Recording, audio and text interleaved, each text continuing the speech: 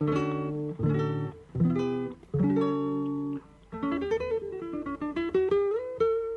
Central 3 apresenta o Cinema Nacional em Revista. É o Central Cine Brasil.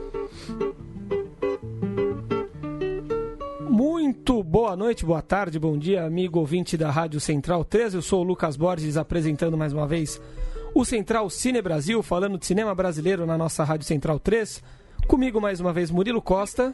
Boa noite, Lucas. Boa noite, ouvintes. Muito boa noite, Murilo. O programa de abertura para nós da Mostra de Cinema Internacional de São Paulo. Você já viu um filme hoje, né, Murilo? Acabou de começar a mostra, eu vim direto dela, estava assistindo um filme agora há pouco. O filme até atrasou. Eu postei uma crônica no site da Central esses dias sobre a mostra. Logo no começo eu falei sobre problemas técnicos, né? Depois que eu falei, eu até pensei, não devia ter começado assim a crônica, né? Daí eu vou na mostra, o primeiro filme já é um problema técnico.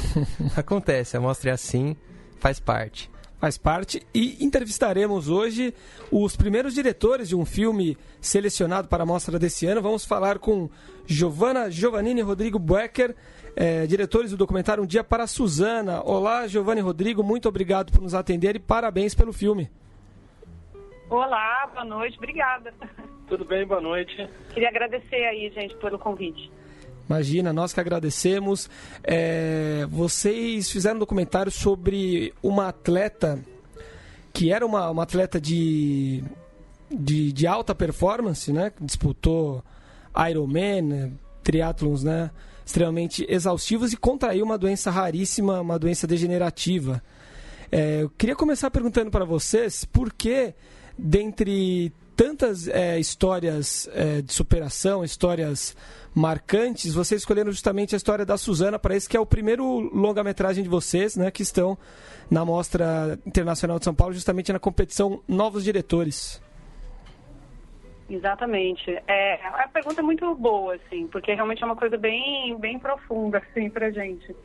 Em 2013, eu conheci a história dela através de uma reportagem, e eu sempre, pessoalmente, sempre me movi muito pela dor do outro, pela dor da pessoa que vive alguma coisa, uma situação difícil, uma situação limite, completamente diferente de mim, né? Eu nunca tive um histórico pessoal, nem na minha família, de uma pessoa que estivesse passando por ter descoberto uma doença sem cura, né?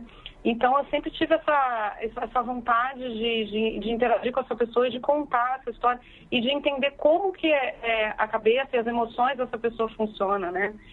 Para mim, é uma forma de você gerar empatia, né? Você conhecer o outro, você se relacionar com ele, você entender, tentar não julgar ao máximo possível, né? E também é uma forma de alguma... É curioso, mas de uma certa forma, uma forma de você se conhecer também, né? Murilo? Giovanna, ou Rodrigo, quem preferir responder, né? A gente faz a pergunta e vocês revezam aí. Chamou muita atenção que o filme... Tá bom. Naturalmente, o esporte já é uma luta contra o próprio corpo, né? Contra os limites do corpo.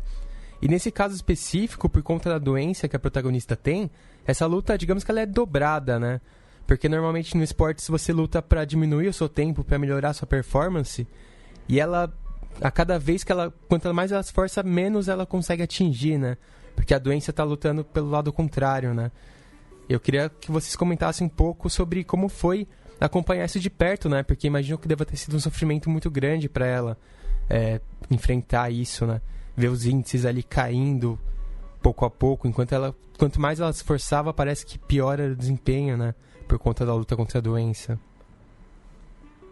Essa situação da doença é bem extrema, e isso foi uma coisa que a gente conviveu muito com ela, dessa inversão do esporte, né? Que quanto mais você treina, melhora o seu tempo. E no caso dela, quanto mais ela treina, piora o tempo, porque a doença vem mais forte do que o treinamento. Na verdade, a grande luta dela não é contra o tempo índice que ela dá na piscina, é contra o tempo dela mesma. Ela luta contra a degeneração do corpo, e isso é muito extremo. Uma luta pela vida, verdade, né? Exatamente. Na verdade, a Suzana é uma pessoa que ela tem uma personalidade muito forte, né? ela, apesar de toda essa dor, essa dificuldade, ela sempre tenta trazer, sabe, ela fala da doença com muita naturalidade. Ela gosta de falar, para ela, óbvio, no começo foi difícil, que ela me contou, mas ela gosta de falar, ela gosta de mostrar, porque é uma forma também dela, digamos, lidar com isso, né? Dela aceitar que isso existe e que não adianta ela ficar chorando, que ela ficar mal, ela precisa realmente continuar existindo, né? Ela vai acordar, assim... E ela fala, quando eu abrir meu olho num dia e eu tô aqui, então assim, esse dia eu tenho que lutar, entendeu? Então eu não vou ficar aqui chorando pela minha situação, pela situação que a vida me colocou. E isso eu achei bem forte, enfim, sempre também, dentro do possível, sempre com muito bom humor. Ela tem um carisma muito grande, enfim. Foi difícil, mas ao mesmo tempo a gente também se divertiu bastante com ela. Aproveitando a pergunta do Murilo, eu acredito que tenha sido um desafio para ela também estar em um filme, né? Fazer parte de um filme, tanto pelas limitações físicas, quanto também pela forma como ela se expôs, né? Seus dramas familiares, com a mãe ou com os filhos. O que motivou a Suzana, além de todas as dificuldades que ela já enfrenta, estar em um filme, participar de um filme, que é algo extenuante, né? E como foi para vocês lidar com isso? Eu acho que são coisas que acabam acontecendo naturalmente, sabe, Lucas? Porque ela, na verdade, ela teve muita, digamos assim, muita honestidade de abrir o dia a dia dela, né? E isso, digamos, faz parte do dia a dia dela. E aí, a partir disso, assim, ela foi, digamos, isso foi aparecendo pra gente, na verdade. E a gente foi ganhando uma intimidade e ela foi me trazendo as questões, as dificuldades de ser uma mãe que tem uma distância por causa da carreira, né, que ela teve que se mudar de cidade e viaja para cá, viaja para lá, e por causa da doença que ela teve, ela teve que muito cedo na vida desses filhos, ela foi incapacitada, né, de cuidar deles fisicamente, né, na prática. Então, assim, foi uma coisa que foi aparecendo conforme a gente foi conhecendo e foi para ela muito natural aparecer, mostrar isso pra gente no filme, né? Óbvio que sempre tem uma dor, sempre a gente tinha conversas super profundas e tal, sempre indo no limite do que ela gostaria de mostrar, sem forçar absolutamente nada do que ela queria da relação com a mãe ou da relação com os filhos, sempre respeitar a vida dela em primeiro lugar e o filme em segundo lugar. Acho que vale notar que a gente sabia, quando a gente começou esse filme, a gente sabia mais ou menos o que a gente queria por um lado humano. A gente sabia para o que a gente estava olhando na Suzana, que não era a parte batida que já estava na mídia, né, da atleta e da superação enquanto atleta. A gente estava querendo olhar para o íntimo, para o psicológico dela. Agora, esse processo foi um processo que foi junto, tanto para a gente quanto para ela. Então, eu acho que isso foi muito fluido. A gente não teve que... Não existia um conflito entre a gente, ou a gente não teve que forçar. Isso foi o fluxo natural do que estava acontecendo. E tem um certo espelhamento das relações ali, né? Ela com a mãe acha ela distante, e ela com os filhos, ela vê os filhos se distanciando dela, né? Como foi estar ali no meio, né? Entender... Vocês já tinham noção de que essa relação estava acontecendo? Ou isso foi sendo percebido ao longo do filme? Na verdade, a relação com os filhos, ela foi, digamos assim, se deteriorando enquanto a gente esteve com ela. A relação com a mãe, que é uma relação conflituosa, já é uma relação desde que ela é pré-adolescente, né, criança, enfim. Já é uma coisa histórica, mas ela também teve muita, digamos, ela precisou de um tempo para poder falar sobre essas questões que ela tinha com a mãe. Não foi uma coisa imediata, né? Então, assim... Foram coisas que foram se desvelando enquanto a gente foi filmando e foi se relacionando com ela, né? E tudo foi conversado, tudo foi colocado ao quanto você quer que a gente fale com a sua mãe, o quanto você quer mostrar dessa relação. E no começo a pessoa fica assim, olha, não sei, ela fica um pouco desconfiada, assim, de não sei o quanto isso pode ser bacana, mas ela foi se deixando... falar. Foi uma catarse. E a mãe dela, mesma coisa. Também foi uma pessoa que ela, no começo, tinha um pé atrás. Não sei se eu posso falar, não sei se eu vou magoar minha filha. E daqui a pouco ela já estava falando, abrindo o coração pra gente. E o mais bacana pra mim foi que eu fiquei, assim, feliz, né? Que eu acho que, apesar das dores, apesar de ter tido muito sofrimento para todo mundo, né? De falar de coisas difíceis, elas acabaram se aproximando. Foi muito curioso, na vida pessoal, assim, elas acabaram se aproximando dentro do possível, né? Elas moram longe, né? Mas elas estão tendo uma relação melhor, eu acho, né? A Suzana meio que já falou isso, que a gente já algumas horas, que elas estão tendo uma relação, digamos, melhor hoje, e isso super me alegra. A gente conseguiu, de alguma forma, né, comprovar ali aquela história da câmera como um espelho. Eu acho que é muito por aí. Esse processo todo também a gente não forçou para ele aconteceu naturalmente, mas eu acho que existe a presença da câmera, o olhar da câmera fez esse espelho e causou essa transformação, o que é bastante positivo para a gente, porque é bom olhar e ver que o nosso impacto foi positivo, pelo menos a vida de 2 pessoas a gente conseguiu impactar positivamente, já é um bom começo. Um bom começo, não é, obviamente, não é o nosso objetivo, mas acabou acontecendo, então pra gente foi super legal. Acho que isso fica bem nítido mesmo, né? A transformação da relação dela com a mãe. Um Dia para a Suzana venceu o Tribeca Latin American Found, do Festival Norte-Americano, foi selecionado para o Doc SMX e para o Doc SP. Em 2014 participou do Miradas Doc. E foram mais de 4 anos de gravações até o filme ser finalizado nesse ano, 2018.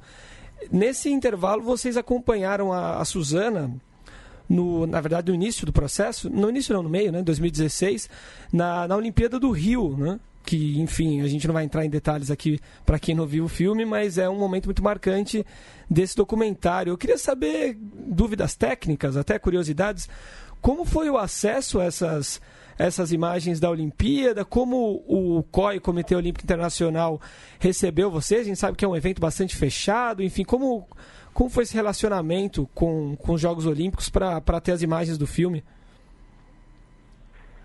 Primeiro, desculpa te fazer só uma pequena correção, mas é que não é o COI, não é o Comitê Olímpico, é o IPC, é o Comitê Paralímpico. São Jogos Paralímpicos, né? O Olímpico e Paralímpico são entidades diferentes, isso também é uma coisa que acho que não é muito clara para todo mundo. Pra gente também foi novidade, a gente também bateu muita cabeça, mas foi um processo longo, principalmente porque a gente efetivamente começou a filmar em 2013, no fim de 2013.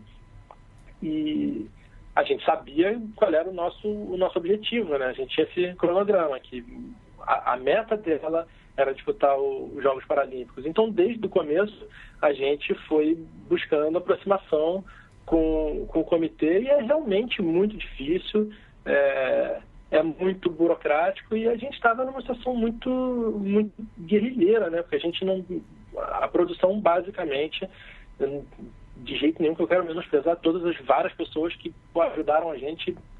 Sem as outras pessoas não seria possível a gente ter feito o filme, mas a produção em si fui eu e a Giovana, e conseguir fazer isso e negociar com o IPC, conseguir a liberação do material, porque a parte da competição a gente não tem acesso a filmar, então a gente teve que usar o material deles, da transmissão. Enfim, tem toda uma burocracia aí que foram noites sem dormir, de estresse e preocupação. Inclusive, vale a pena a gente agradecer o IPC. O IPC foi muito legal com a gente, eles foram muito, apesar de burocracias e coisa e tal, eles foram muito atenciosos, eles foram muito bacanas. Eles tiveram muita sensibilidade de julgar o nosso projeto como um projeto muito pequeno, autoral, diferente do que eles estão muito acostumados a trabalhar, como eles mesmos me passaram essa realidade. Eles trabalham muito com podcasting, com grandes TVs pelo mundo. Então, eles estão acostumados assim, com cifras gigantescas, né? Óbvio que outros documentários já acessaram, já licenciaram, mas não tão pequenininho. Então, quando eu comecei, de fato, a apresentar para eles a realidade de quem somos nós, né? Eles começaram a ver, nossa, realmente, e eles também já tinham um respaldo no Comitê Paralímpico Brasileiro, já nos conhecia, porque a gente estava, enfim, o tempo todo filmando, também precisava da autorização, e foram pessoas, assim, que foram incríveis com a gente. Então, também fizeram essa ponte nessa negociação. Então, no final das contas, a gente conseguiu um valor pagável. Usamos, obviamente, uma quantidade mínima de material possível, mas a gente conseguiu pagar com o financiamento que a gente obteve. Então, deu tudo certo. Aliás, é bom dar essa importância, porque a gente focou aqui no fim que é o Comitê Internacional e a liberação de material, mas, que a gente encheu o saco do pessoal do Comitê Brasileiro, e o Comitê Paralímpico Brasileiro foi muito legal. Eles foram uma família pra gente. Cara, eles abraçaram a gente, eles abraçaram o projeto e tudo que a gente fez, porque a gente também teve aqui no Brasil em 1 milhão de competições, e treinamento e acesso. O Comitê Paralímpico Brasileiro foi sensacional com a gente, e, de novo, sem eles a gente não tinha feito nada, porque foram eles que, inclusive, abriram as portas para o Comitê Paralímpico Internacional, ajudaram a gente em negociação, deram apoio. Foi um negócio realmente muito legal, muito bacana da parte deles. E a gente está falando de uma atleta paralímpica, né, de alto nível, competindo internacionalmente. E existe, claro, no esporte nesse nível, significa abrir mão de muitas coisas, né? Porque o treinamento é muito pesado e nem sempre as pessoas ao redor entendem. E acaba sendo uma relação muito conflituosa, né? Imagino que talvez nem tanto para um atleta de alto nível do futebol, por exemplo, que as pessoas entendem melhor, tem dinheiro entrando, tem exposição na mídia, então gera mais conforto ali na família, por exemplo. Mas para alguém de um esporte menor ou um atleta paralímpico, isso fica claro no filme que tem muita tensão em volta, né? As pessoas não entendem, de repente, por que todo aquele sacrifício, por que todo aquele esforço, por que as noites sem dormir, por que viajar tanto, não ver a família. E eu queria que vocês comentassem um pouco isso e fizessem um paralelo também com como foi fazer esse filme, né? Que também foi um grande esforço, acompanhar por 4 anos, e como foi lidar com a vida pessoal em paralelo a tudo isso. Nossa, essa pergunta é capciosa. Porque realmente, assim, eu e o Rodrigo, nós somos casados, né? E então, assim, eu acho que o fato da gente ter casado foi muito bom, por um lado, porque a gente estava se permitindo estar juntos nessa situação, assim, de filmagem, viagem para cá, para lá. Né? Então, a gente, de certa forma, se mantinha juntos, né? Porque talvez se a gente não estivesse juntos, né? Só eu estivesse fazendo, ou só ele, né? A gente ia ter muito pouco tempo. Né? Eu não ia aguentar esse processo sozinho. Mas também tem aquela coisa, a intimidade, a gente acaba, né, brigando, né, mais, assim, porque eu quero de um jeito, eu quero filmar desse jeito, eu quero montar desse jeito, sabe? Sempre rola, né? Isso é uma realidade. Mas acabou que é bom porque a gente, assim, nós somos pessoas bem diferentes, então a gente se equilibra, digamos assim, nos nossos gostos, nossa visão do que é cinema, do que é montagem, do que é filmar e tal. Então, mas a gente é muito parecido em ser sedentário, e a gente viveu uma vida de atleta de alta performance que foi um sufoco. E, cara, sério, eu não entendo como é que alguém escolhe isso pra vida. E quem acha que atleta paralímpico é diferente, é atleta de alta performance, é loucura, é a galera que acorda 5 horas da manhã todo dia e treina milhões de horas, e a gente tava ali assistindo o treino e era difícil aguentar. É difícil realmente, porque como você falou, não tem essa exposição como tem um jogador de futebol, mas eles estão trabalhando assim casualmente o ano inteiro, é uma dedicação absurda também, toda a parte de dieta, eles sofrem muito, tadinhos, assim, é muito penoso, e eles, assim, talvez as famílias, elas fiquem pensando, nossa, mas por que a minha mãe está lá em São Paulo, não vem me ver, será que minha mãe está passeando, ela foi viajar para o lugar, ela está de férias, assim, então talvez seja difícil para quem não seja atleta, que não tenha vivido isso, de realmente entender. Eu, como nunca fui atleta, eu consegui imaginar, mas depois eu vi convivendo que a minha imaginação não era absolutamente nada. Bom, o que a gente entende do jogador de futebol, eles têm concentração perto de campeonatos e coisa e tal, parece uma coisa mais light. O povo da natação paralímpica que a gente conheceu, eles vivem em concentração. Todo mundo no centro de treinamento, então tem gente do Brasil inteiro, todo mundo longe de casa, longe da família, é loucura, é uma vida árdua. Não é para qualquer um aqui, não. Em um filme sobre os dramas de uma atleta, né, paralímpica, tendo que enfrentar os desafios dos seus problemas físicos, vocês conseguiram acrescentar, incluir a questão familiar, e acredito também que vocês conseguiram encantar aos olhos, né? E, na minha opinião, muito em parte pela presença da água, um componente que é fascinante, né? Não sei o que acontece, mas é fascinante gravar na água, né? Ter cenas na água. Enfim, uma pergunta bem subjetiva, mas eu queria que vocês falassem um pouco sobre isso. Como é gravar cenas debaixo da água, enfim. O que atrai o olho de vocês nesse momento? Vou deixar o fotógrafo que responder. Eu posso dar a resposta mais boba e naif do mundo, mas é divertido. Muito divertido, é legal. Tem uma parte também, depois de um tempo, durante 4 anos, quase 4 anos, você começa a ficar maluco com a limitação de uma piscina. Porque você começa a não saber mais o que fazer, porque parece que você já fez tudo. E essa limitação é interessante para te forçar a ter um olhar diferente, além do óbvio. Você conseguir buscar uma plasticidade na piscina depois de tantas horas. A gente chegou a ter quase 200 horas de material bruto. Uhum. É muito de uma pessoa que treina o tempo todo, quando está treinando, está competindo. É uma pessoa que está o tempo inteiro numa piscina. E o tempo todo praticamente na mesma piscina. Você buscar uma visão plástica sobre isso é um desafio. Mas a gente também teve tempo que foi bastante legal. Foi divertido. Eu não tenho outra coisa para dizer além de ter sido muito divertido. Na verdade, assim, o que eu posso acrescentar, como eu não fiz a fotografia do filme, eu acho que também tinha uma coisa de, num primeiro momento, a gente tem um fetiche, assim, vamos filmar milhões de coisas subaquáticas, não sei o quê.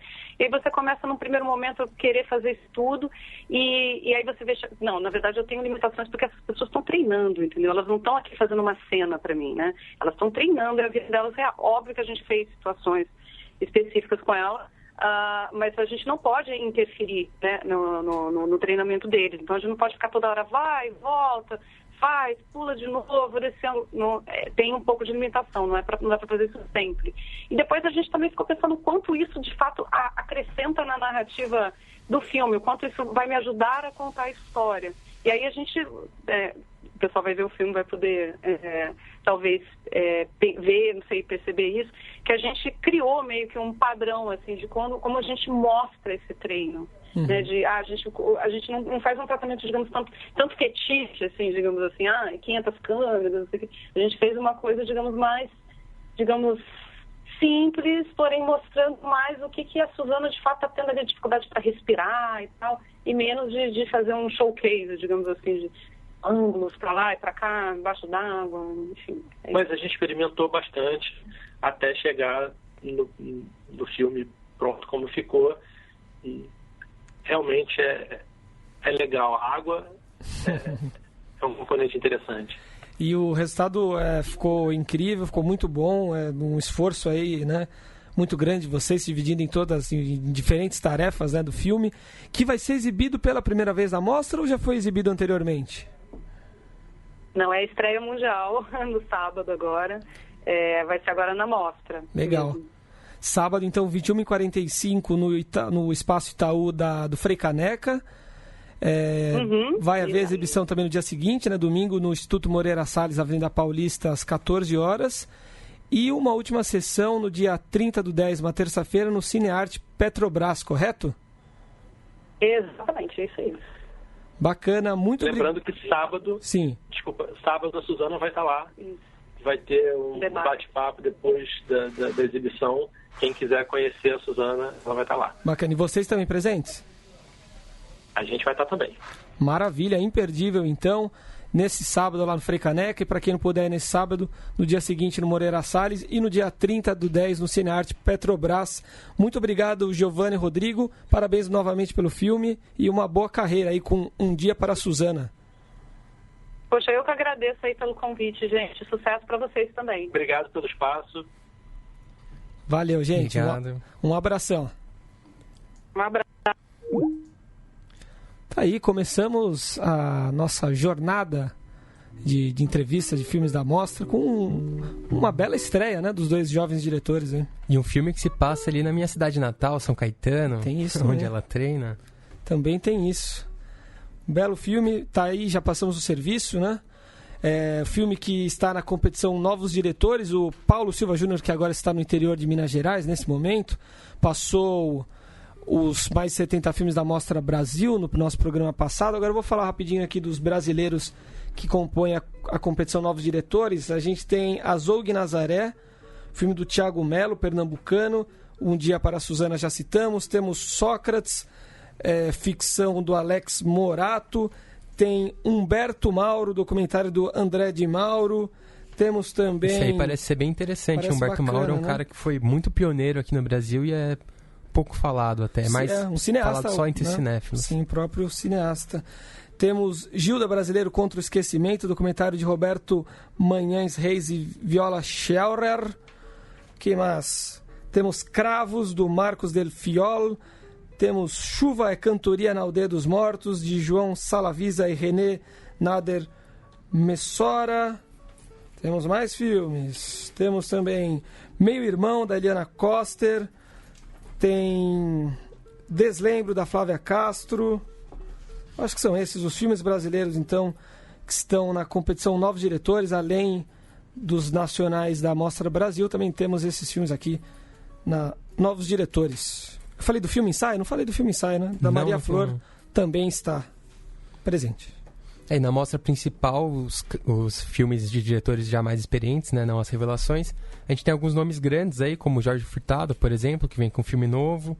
Sim. Tem o Marcelo Machado com um filme sobre o Arnaldo Antunes. Tem bastante coisa bem interessante. Tinta filmes Bruta. Filmes que já rodaram em vários festivais, né, como Tinta Bruta, por exemplo, também estarão presentes. Exatamente. O que você está programando? Dê suas dicas para os próximos dias, Murilo, por favor. Eu vou falar que eu vou decepcionar um pouco o pessoal das dicas aí, porque eu tô bem devagar aqui, bem sem tempo de fazer minha programação. Mas uma coisa ou outra a gente sempre pontua, né? Por exemplo, Cidade dos Piratas, que teve destaque aí nos festivais brasileiros. Uma animação que parece ser bem divertida, bem caótica, né?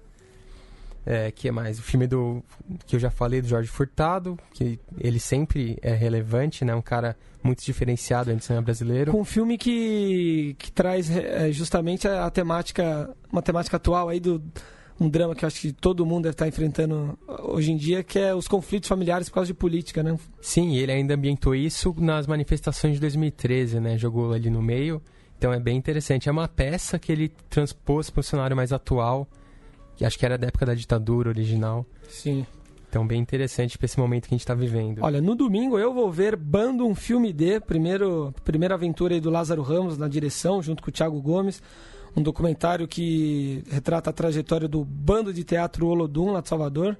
20 e 30, lá no Itaú da Augusta. Eu falei domingo, mas é sábado, nesse sábado, vou ver esse filme. Mais dicas aqui de filmes nacionais da mostra para os próximos dias. Tem Diamantino nessa sexta, 18h50, no Espaço Itaú da Augusta. Tem também o documentário do Karim Ernous, né, que se passa em Berlim, sobre um refugiado, que parece ser bem interessante. THF Aeroporto Central. Também. Você tem as datas aí? Eu tenho aqui no dia 29/10 às 19 horas, dia 30/10 1h30 e dia 31/10 às 4h15 da tarde. Bacana. E para os próximos dias, nessa sexta, também tem o Franz Krakensberg Manifesto, 19h30 no Cinearte Petrobras, com a palavra Arnaldo Antunes no Cinesesc, 19h40. Clementina, 20 horas, Reserva Cultural. As Quatro Irmãs, 21h15 no Espaço Itaú. Sequestro Relâmpago, 21h40 no Cinesesc. Isso tudo nessa sexta-feira. E, enfim, muitos filmes nacionais. Tem aí também Intimidade entre Estranhos, do José Alvarenga, que esteve aqui com a gente faz bem pouco tempo. Sim. Novo filme dele, estreia também na mostra. Esse documentário Vitória parece muito interessante também, fazendo aí um raio-x dos últimos anos do Brasil, dos governos PT, no dia 21, nesse sábado, 19h15, no Belas Artes. Enfim, a programação da mostra está à disposição aí pela internet.